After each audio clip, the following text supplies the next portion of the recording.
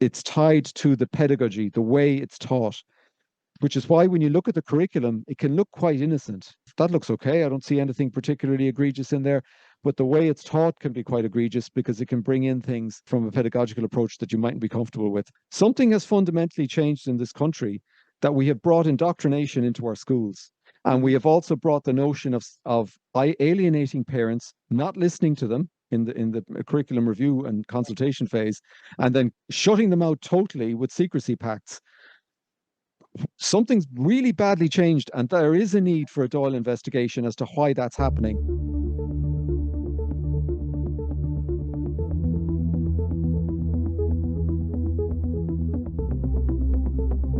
For those who haven't tuned in to our weekly updates, I'm Jana London, founder of the Natural Women's Council, and Eugene Garvin is a retired director from the engineering field and does much of our research and reading, spending hundreds of hours going through books and research papers to really help all of us make sense of it. And we've gotten a lot of feedback on all of our YouTube videos, particularly the whistleblower interview, which is pacing towards about 1 million views between our channels and elsewhere. And we do try to go through every single comment on the video. So thanks so much to all of our subscribers and listeners for commenting on that, giving us feedback. And people have really kind of reached out and asked for even more information. So we do take that feedback on board to see what else we can provide people, particularly busy people. These days, a lot of parents are both working and it's hard to make sense of it all. So we try to compact it. And tonight we have a lot of information packed in the next 20, 30 minutes. So last week I have my notes because it was so much. We covered the Welsh influence on the Irish education system. We mentioned E.J. Reno. And I would point everyone to a Gript article that came out today, which does a deeper dive into E.J. Reno and some of the influence from Wales. We covered last week the 13 woman-only group that were selected to rewrite the Junior Cycle curriculum and who was sidelined. We talked about Dr. Aoife Neary and what she presented in the Dáil, that Ireland should model the Welsh RSE course. And we talked about the WHO standards for sexuality, which were quite shocking.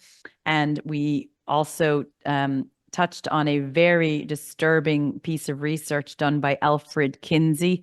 Very disturbing. If you haven't seen last week's and you want to see some of the roots of this, it's really quite horrific. And we also looked at a couple of documents that are critiquing the United Nations standards. And you may ask how the United Nations influences Ireland. You know, we're Ireland. How does that influence us? The United Nations and the WHO documents are referenced in the Irish education. And when we have pushed back on material that wasn't appropriate, the answer that's come back has been, well, we're getting the United Nations WHO guidance. So this is absolutely influencing Irish education. So please watch last week and look up the WHO Standards of Sexuality document, look up the age matrix and ask yourself if you feel that those age matrix teachings are appropriate. So that was last week, a very packed week and lots of great feedback and a lot of views. So tonight, Eugene, we're going to be teachers teaching our listeners new vocabulary. And let me tell you that I'm glad, Eugene, you've done all the research to educate myself anyway on this vocabulary. Much of this I didn't know anything about over a year or two ago. So tonight we're going to learn about a pedagogical approach. We're going to learn about the critical turn in education and talk about a book related to that, which really is what is leading the education down into bringing Marxism into the classroom. And we're going to also reference Paulo Freire, who was a well-known Marxist who believed that politics and education cannot be separated. And we're going to talk about him. And the reason why he's coming into the discussion tonight is because he was referenced on the DCU course. Teachers were taught about Paulo Freire and how they can bring those teachings into our children's classroom. And then we're going to learn the difference between critical theory and critical thinking. And there is a very big difference between the two. Definitely learned something new. I certainly did. And it's really, really informative. Now, pedagogical approach. So again, people are going to be scratching their head. this is the way you teach. So pedagogy is the way you teach, and you don't see it in the curriculum. So when you look at the curriculum, it talks about learning outcomes, the material you're going to cover, etc. But it doesn't usually mention the pedagogical approach. And you can be using a variety of approaches, and you can be using a mix of approaches, which is what was the case in the DCU course. So these definitions come from Wikipedia. Wikipedia is very left-leaning, but I don't have an issue. I think the definitions they give for this are fine. I'm okay with them. So we might as well use the Wikipedia ones. Approach to teaching, the way of teaching, basically. So critical pedagogy, we've kind of talked about it already. It links back to the critical theory of the Frankfurt School, and it links back to Paulo Freire, this educator, Marxist educator from Brazil. And it's taking his approach. I know he's a number of techniques in terms of what he uses in the classroom, things like generative themes, etc. There's a degree of social emotional learning involved, and this focus on social justice, looking at power dynamics, that kind of thing, and essentially linking education to politics, bringing politics into the classroom so that when you learn something, you're learning it in a political context. And the thing is, that can permeate every subject you're studying. And I think that's quite concerning. In the interview I did with Mary, Yeah. Eugene, she did mention that they had brought up Paulo Freire and talked about how to bring some of those practices into the classroom. So he's a known Marxist, and this approach was brought up on the DCU course. Now, the next one, queer pedagogy. So this is bringing queer theory and marrying it with the critical pedagogy. So you're kind of bringing in the Marxist critical theory stuff again, but you're bringing in this notion from queer theory. And queer theory, as we know, is all about this oppositional position to the norm, focused on gender and sexuality. So you can see it here. You know, everything that's heteronormative is bad. Everything that's against heteronormativity is good. You know, where you're doing the opposite to what is the perceived norm of the day. And just to remind anyone, Eugene, who hasn't heard our podcast before, we've covered this a few times. I had to learn it myself. Queer theory has nothing to do with whether someone is heterosexual or homosexual or any sexual preferences. This is completely different. The queer political activists have hijacked the word queer for this political movement, but it has nothing to do with being gay. Yeah, queer right now, unfortunately, has two meanings. It has the queer in this political context, and it still has, and a lot of gay people still call themselves queer. So it's kind of blurring that line there, unfortunately. Yeah. And when we talk about queer, we're talking it in the political sense of queer, as in queer theory, and this oppositional to the norm position that queer theory has.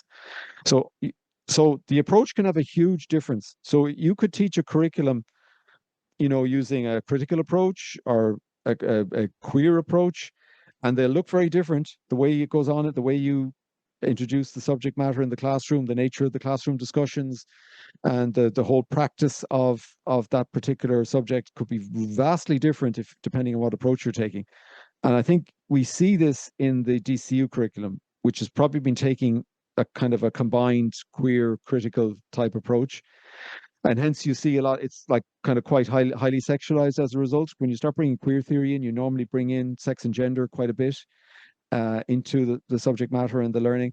And I think we see that from the DCU curriculum. So it's tied to the pedagogy, the way it's taught, which is why when you look at the curriculum, it can look quite innocent. Like it kind of look, you know, I don't read that looks okay. I don't see anything particularly egregious in there. But the way it's taught can be quite egregious because it can bring in things from a pedagogical approach that you mightn't be comfortable with. And that's kind of what the DCU thing is doing. So I need to introduce a few things here because we've been using this term critical. People probably keep thinking it's critical thinking that we're talking about. It isn't.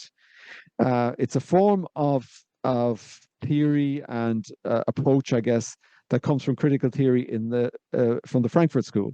And we've two references to that. We'll give references to the Marxist.org and the Stanford University talk about critical theory, and they talk about the Frankfurt School. So you can look at that offline. We're not going to tell you about it on this call. The important thing about this book here, this book is talking about what they call the critical turn in education. So this book was, you know, you can see it goes back to 2016, this guy, Isaac Goldsman, and he talks about the critical turn in education. When education became fundamentally leftist. And the term critical then is now, he has it there at the bottom line, has become ubiquitous as a descriptor of left educational scholarship. So when you hear people talking about critical thinking, and the NCCA do this a lot, they don't actually mean critical thinking. They mean critical theory. They mean critical pedagogy. They mean an approach that looks at power dynamics, brings in politics, brings in social justice. That's what they mean.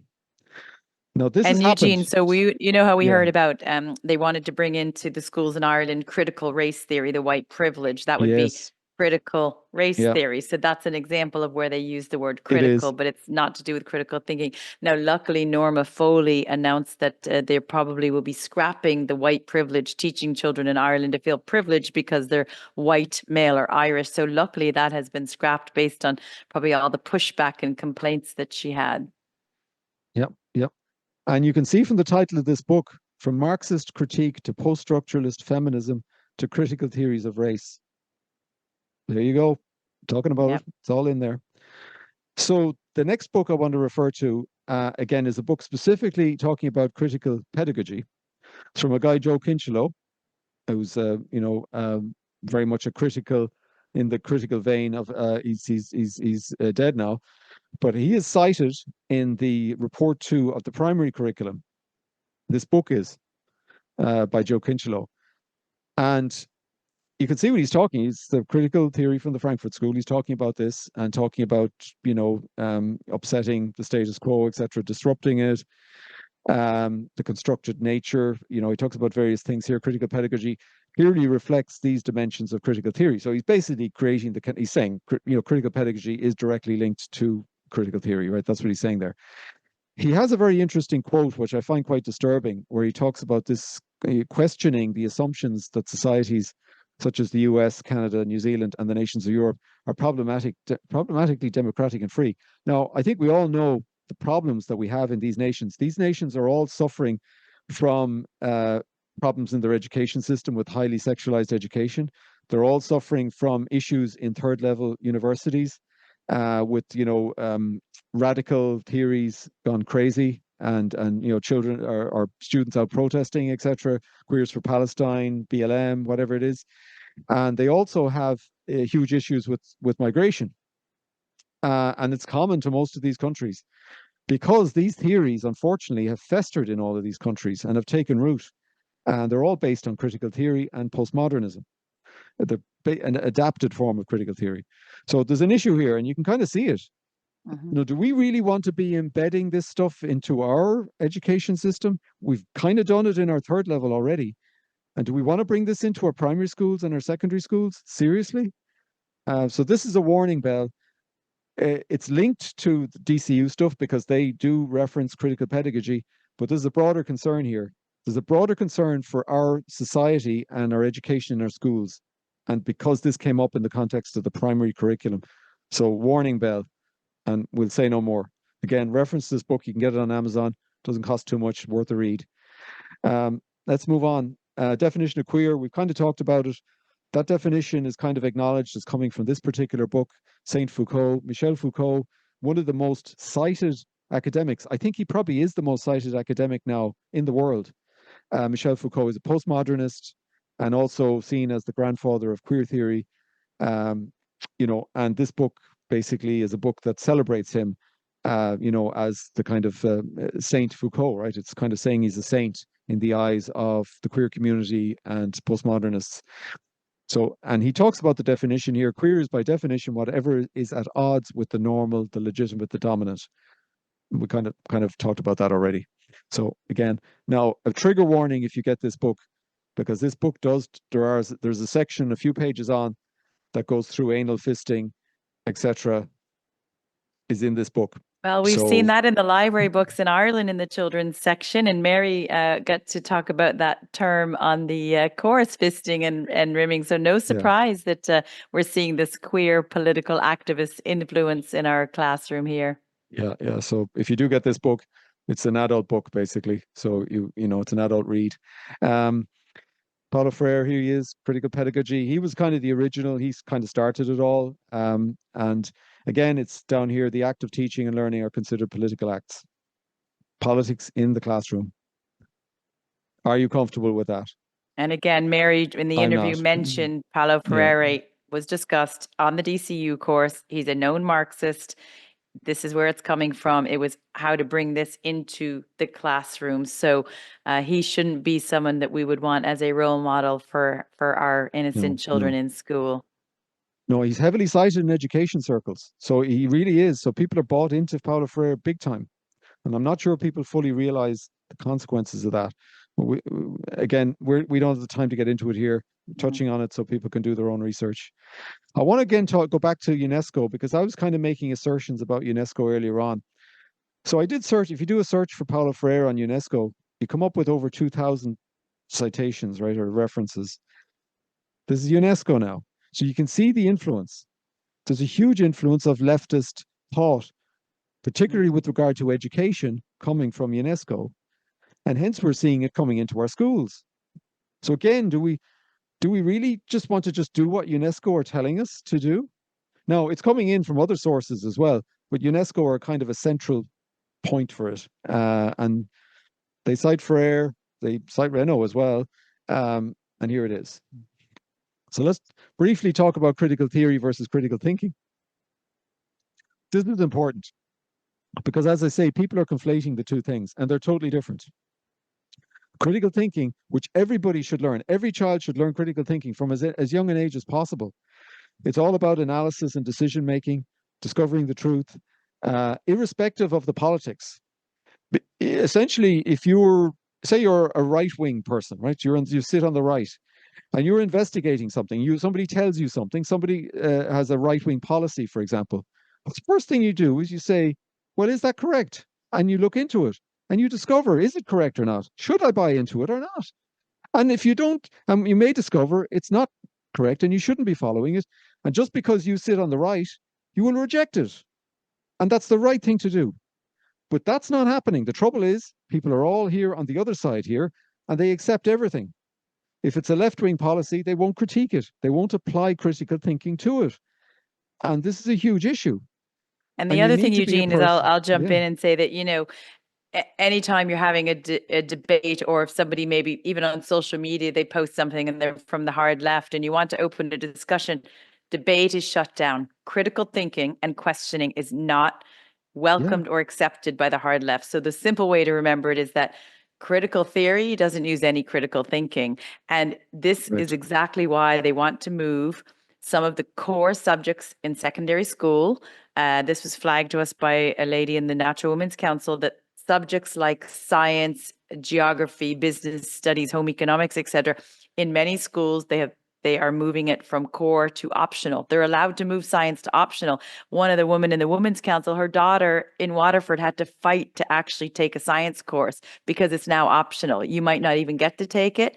They want to dumb kids down. They want to dumb down the students and get them into the critical theory to avoid critical thinking. Because if you have a critical thinker, they're going to say everything in this red critical theory is nonsense. Like, I don't believe that there's 50 genders. I don't believe you can change your sex. I don't believe in all of that nonsense. I believe in critical thinking. They want to get rid of critical thinking in the school system. Yeah. And the reason is a totalitarian or an authoritarian government will not want people to learn critical thinking. Easier to control a useful idiot than it is to control someone that can question. And this has happened in the US. Unfortunately, the US education system was corrupted long ago. You probably know this, Jana. There's a long story behind it, and we'll talk about it in another podcast. I didn't know it at the time. I'm here, well, I say nearly half my life. I won't age myself. I look back and think probably there were points, if you weren't awake to it, you realize that there was indoctrination back even in the 80s. Yeah. There was, no, it's been there for years. It goes much further back than the 80s. So this is a huge problem, because if you take away that ability of critical thinking like this whole analysis approach and decision making in a neutral context, doesn't matter whether it's right, left, center, it doesn't matter. You apply the same approach and you're looking for the truth. See, that's the point. You're looking for the objective truth. The problem we have right now is that with postmodernism, it's all about my lived experience. It's subjective truth. It's my truth, your truth. It's a constructed truth, a socially constructed truth, or it's a truth that's whoever's in power has the truth. That's the exact opposite to what critical thinking is trying to do. Critical thinking wants to find the absolute truth. And we're all the same. And it's a thing we'll cover in another podcast, Jana. We've talked about our own positions on different things that have changed over the years, and things that we thought were, we were followers. We were bought in to various things over the years. And we discovered, my God, we applied some critical thinking over time, and we probably had a few things that informed us, and we changed our opinion on something, fundamental things. And that's a topic for another day. So the issue is you need to be doing critical thinking in school, and critical theory, leave that to the adults. There is a role for critical theory, because there are situations where you do want to look at power dynamics and you do want to suss that out. So I'm not totally dismissing it here, but I think for children, the first thing they need to learn is critical thinking. And that's a really good point. Before we move to the next section, I'll touch on is I was at a conference at GenSpect back about a year and a half ago, and I asked a question: how do you keep your kids safe against this ideology? And one of the people in the audience said that by teaching your children to be critical thinkers and question things that don't make sense, that will help them be more resilient to getting sucked into this ideology. So if teach your kids, if something doesn't make sense, question it. And, I would say if someone says there's a pig flying across the sky, your child should say, that's nonsensical. So, I think my little boy now will probably get an honors degree in critical thinking and questioning things on a daily basis. But that's what we want to teach our kids, and praise them for questioning what does not make sense. Yeah, absolutely. Absolutely. So, so so extending it here now, here we have critical pedagogy and the reimaginings of sexuality education. This is a paper. So we're going to talk about a few academic papers here. So we talked about this academic theory. These are papers that were referenced by the DCU course. So again, Mary would have been given lists of these that have referenced these papers for background reading to feed into your background knowledge, and elements of these would have found their way into the course as well. But it gives you an idea of what the course, the research foundation the course was built on, basically. And here we've got queer pedagogy in the classroom is another one of these papers. Some of these are behind paywalls, so you might have difficulty getting hold of them. But where we can, we'll give you links to them so you can get them yourself. And here's another couple of papers, not talking about queer and critical pedagogy, but talking about kind of sex positivity, adopting a pleasure framework for sexuality education, bringing a pleasure in sex education in the classroom, that kind of thing. So again, I think we can kind of see that. Certainly we could see it in what Mary was talking about in the interview, that, this is the kind of, the sex positive ethos, sex for pleasure ethos. This is coming from this kind of theory. And even just to jump in, Eugene, even if we said, pretend Mary didn't go on the course and pretend she didn't come for the whistleblower.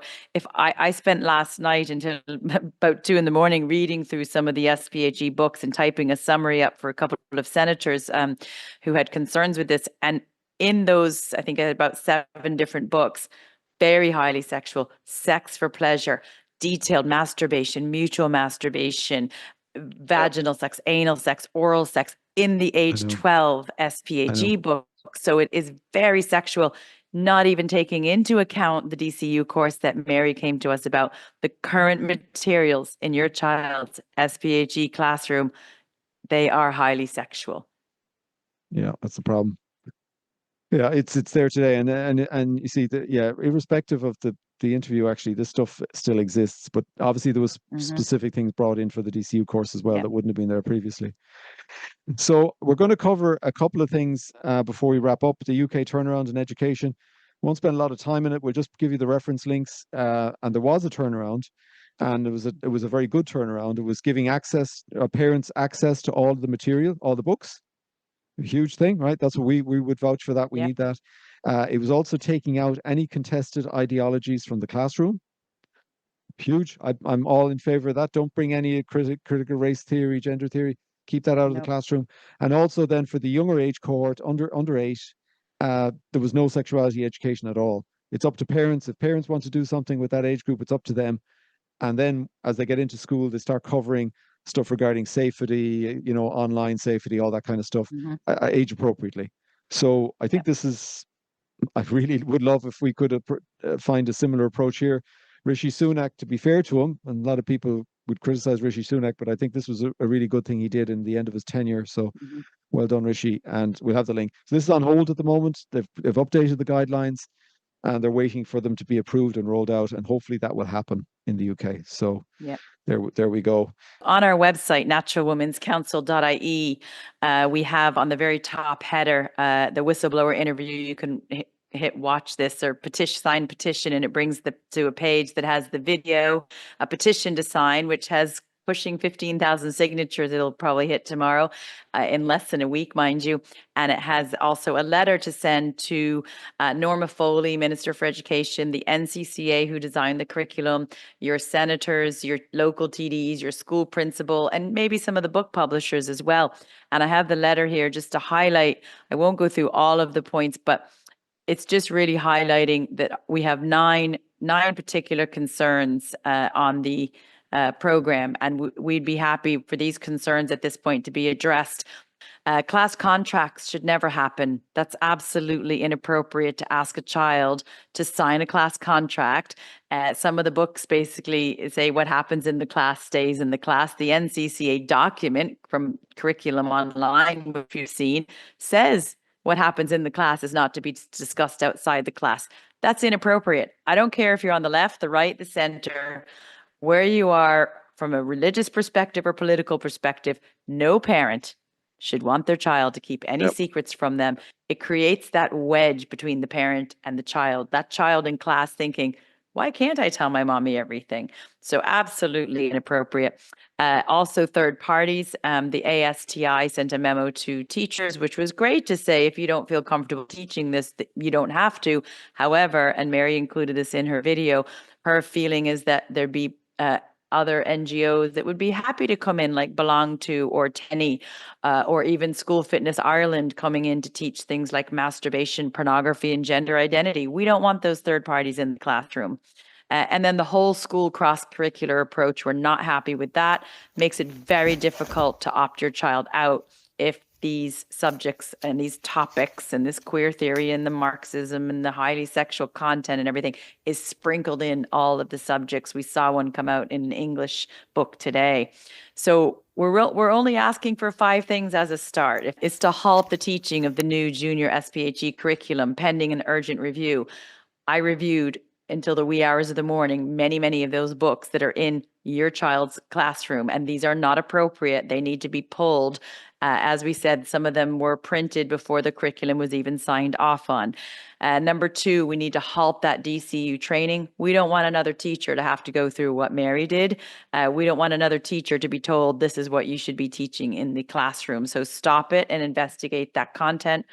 Stop the influence of the activist NGOs going into our school. Get those invaders out. Get the bad actors out. And make sure there's a more balanced representation for future curriculum committees. I'd be happy to join one myself. Number 4 is remove the teaching of the transgender and other ideologies which have no basis in fact from schools.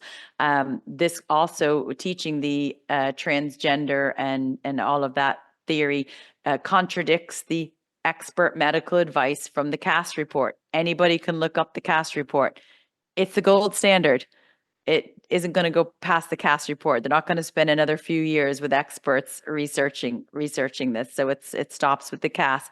And number 5 is withdraw the textbooks, the library books, and the internet resources for school children, which contain the explicit sexual material. It's in violation of the Children First Act of 2015 and references to pornography and transgender ideology. Withdraw those books. So 9 points of concern on the letter that we have. And again, this is a letter that's on the website. You can download the PDF, copy it, paste it into an email, and hit send. It's that easy. So the letter's written and the petition is done. So just simply go ahead and send it. So I think that's everything, Eugene, for the actions that people can take. We want people to take is sign the petition, look at your child's school books and send the letter. We need enormous pushback. We've gotten nearly, the million views. Now we need to get action to stop it in its tracks. Yeah. So I think, Jana, just I suppose before we wrap up, I think we made a reference probably earlier to the Canary and the Coalmine, as they say, which is what this is, right? The alarming things, that the secrecy pacts, that kind of whole notion that we're going to be teaching kids stuff that we don't want the parents to know, and then we're going to bring in this whole school approach and cross curriculum approach and everything like that. And we see it's already there. And the politicization of the curriculum, and not just the SPHE curriculum, CSPE, that other subject, which we haven't reviewed in detail yet, but we do know it is laced with, leftist politics is in it. And then the cross curriculum stuff means that goes across the entire curriculum. We're going to do a reset. We will do another video on the primary curriculum. Because new information came to bear after we did the previous videos. Previous videos are 100% valid. The new information actually just validates them. It's things that we weren't aware of. And that was an influence a huge influence coming through from UNESCO to again corrupt the entire curriculum, across the curriculum, with SDG type material. So we'll cover that. Something has fundamentally changed in this country, that we have brought indoctrination into our schools. And we have also brought the notion of alienating parents, not listening to them in the curriculum review and consultation phase, and then shutting them out totally with secrecy pacts. Something's really badly changed, and there is a need for a Doyle investigation as to why that's happening. And I think there's also a need for a Doyle investigation into our third level education, because that is rancid right now. That's being destroyed by leftist activism and diversity, equity, inclusion, and so-called gender equality, which is just literally a vehicle for bringing this stuff in. So I think there is a need. I think hopefully the TDs and senators who are getting on board with this thing, let's have a full investigation on it. Let's get this sorted. Let's not destroy our education system. We have a very good education system at the moment. We have very good teachers. They are scared. They are being exposed. And I believe that there's time to save the education system from these woke political activists, but we need thousands of angry parents. And that advice was given to us by a senator's office. The best way to stop this is get a lot of angry parents to step up, rise up and say, I don't give you permission to put this in my child's school. You don't have permission, and that's it. So we can stop it. It's a constitutional right. And the other point I do need to make, and it's important for parents who have children in Catholic schools, we know right now that a lot of Catholic schools are not towing the line. So do not assume because your child is in a Catholic school that everything's hunky-dory, they're not using the books, they're using, the Living Love material, etc. Do not assume that. There are principals in this school in Ireland right now, in Catholic schools, who are not towing the line. And unfortunately, the bishops aren't picking up on it. But parents need to pick up on it, inspect what's going on. That's the only message we can give you. You've seen the video. It is real. We have a second person who was on the course who's basically confirming everything that Mary said. Our whistleblower. There was an individual on that course as well, another one. So, and we effectively, the department have actually, they've basically admitted there was a course. Now they're rolling back and saying it's senior cycle and it was all appropriate and all this kind of stuff. Age appropriate and all this. So that is a bit of, now at the end of the day, if that is the case and they're going to roll back, I don't have an issue with that because we just need to roll back. That's exactly what we need to do. It'd be nice if they rolled back and put their hands up and say, we made a mistake. We got it wrong. We've heard you. We're going to fix it. But they'll never do that. They'll just say, oh, maybe there was a misunderstanding or some gaslighting more. But at the end of the day, the most important thing we have to do is stop it, to keep our children safe. There's already a lot of parents who are pulling their kids out of the system to homeschool them because they don't feel that the schools are safe for their children. So that's why we developed the hashtag safe schools. So we need to make schools safe for our children. They're physically safe in school, mentally, emotionally, spiritually, psychologically. Schools should be a safe place. We hand our children over in the morning to those teachers, loco parentis, they act in. We trust you, teachers. We're on your side. Your profession is getting tarnished by these bad actors who have infiltrated academia, and we need more teachers to stand up and say, we're not having it. Yeah, exactly. And I mean, the ultimate end of this thing is the lowering of academic standards. Like that's where you're going to end up. Not to mention a lot of children harmed by material that they'll be exposed to, etc. But the standards will drop across the board. And as we highlighted for the primary curriculum, it is the most vulnerable children that get affected the worst. They're the ones that actually really pay the heavy price of this happening to your education system. So let's stop it now, guys. Let's really make sure. And the primary curriculum, I want to put out the warning bell, because we basically said that the primary curriculum needed to be totally revamped from what we saw in the consultation phase. And we'll go through it again in another video for people and tell you again why, because we have more evidence as to why that's the case. And they want to destroy the minds while they're young, because you look at the lovely little junior infants, they're just learning how to write their names and their alphabet, and they're learning Irish. And you think those young minds, if they poison that whole generation, it's game over. I mean, if they bring this into primary school in the draft that we saw, and everyone can go to naturalwomenscouncil.ie under our submissions, that primary school submission was horrific, and we've seen even more atrocious information since, which we'll cover. But there'll be parents who just say, we'll just set up our own school system. Public school system is completely fractured. It's broken. We're taking kids out. If this goes in primary school, they will be emptied. I do say to my children, and probably it's applying to myself now, that every day is a school day, because as we peel back the layers of what is a very rotten onion, I learn more and more with each layer, and it seems to get darker and more sinister as we go. But not knowing the information isn't going to help. We need to know it. We need to make sense of it. We need to find out exactly where it is rotten at the root, so we can knock that root down. And the root right now that's rotten is what's in the classroom. That has to come out. It's not appropriate. The DCU course has to be halted immediately, because that's going to be teaching even more teachers. And we need to do we're asking the doll in our letter to the TDs, which is going out this evening, that will be asking them to put an immediate halt and do a full DAL investigation into this, because it all has to stop. What we're uncovering gets really worse every day. So please follow naturalwomenscouncil.ie, and on there you will see a link at the top, which will direct you to the petition, where you can view the whistleblower interview if you haven't already.